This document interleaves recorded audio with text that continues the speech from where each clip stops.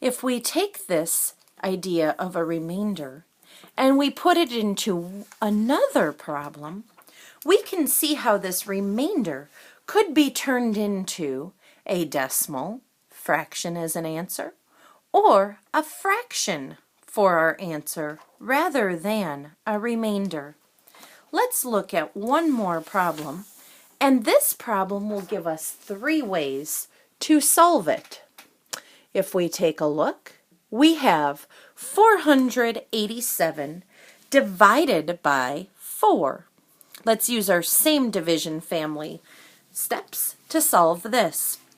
Dad divides. 4 divided by 4 is 1.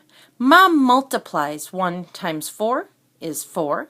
Sister subtracts. 4 take away 4 is 0. Brother brings down the 8. Rover repeats. Dad divides. 8 divided by 4 is 2. The 2 goes in the quotient. Mom multiplies. 2 times 4 is 8. Sister subtracts. 8 take away 8 is 0. Brother brings down our 7. Rover repeats. Dad divides. 7 divided by 4 is 1. If we used a 2, it would be too much. 2 times 4 would be 8, which is over our 7. So Dad says only 1 will work. Mom multiplies. 1 times 4 is 4. Sister subtracts. 7 take away 4 is 3. There is no number for brother to bring down. So at this point, we could having Rover put the remainder in our answer of 3. We could have 121 remainder of 3. Or brother says, well, there's 3 left over. I have nothing to bring down. So I really have 3 parts out of 4 left. So this 3 out of 4 could be turned into a fraction. I could say that remainder 3 in this problem really represents 121 and 3/4. 121 and 3 out of 4, 3/4. Brother says, or if the problem is asking me to find a decimal fraction as an answer, and I need to find a decimal, brother says, well, I don't have a number to bring down, but I always know after any whole number is a decimal point. That decimal point is sometimes invisible, but it's always there. And if there are no numbers after a decimal point, I can always add a 0 to my number. This allows brother to keep going with this problem.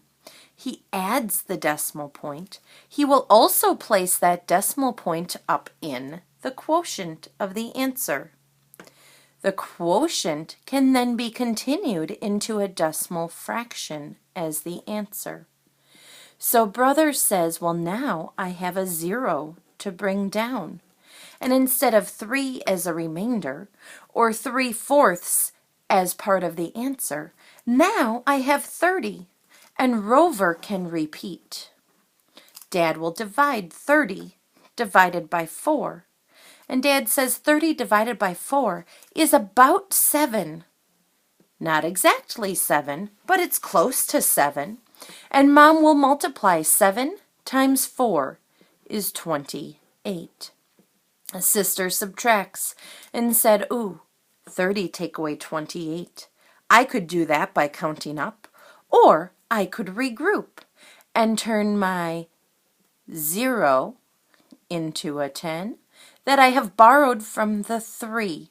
The 3 becomes a 2, the 0 becomes a 10, and now I have 10 take away 8 is 2.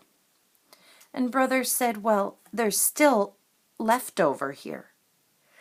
And I don't want to put a remainder now with a decimal, but I haven't found the final answer in my decimal. So let's add another 0. We'll bring that 0 down, And now I have 20 for Rover to repeat with. Dad can now divide 20 divided by 4. 20 divided by 4 is a basic math fact. 20 divided by 4 is 5. Mom multiplies 5 times 4 is 20. And sister subtracts. 20 take away 20 is 0. Now brother doesn't have to bring anything down because we have 0 left. There's nothing for Rover to repeat, and we look and our answer is now a decimal fraction. So I could write, in this case, 121, remainder 4, 121 3/4, or I could say 487 divided by 4 is 121 75/100. We know from our fractions unit that 75 out of 100 can be simplified to 3/4. So we know that this decimal fraction is equal to this decimal, or to this fraction simplified. If we take a look, we can solve our long division problems many different ways. We can use a remainder. We can use a fraction as our answer, generally with a mixed number. And we can also use a decimal fraction as our answer. This was a review of our long division using our long division family to help us solve these problems. Remember, you can use our long division family anytime you have to solve a long division problem.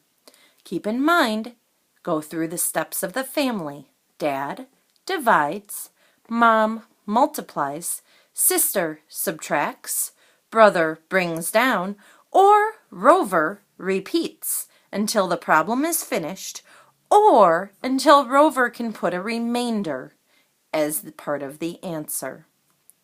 Hopefully, this will help you the next time you have to solve a long division problem.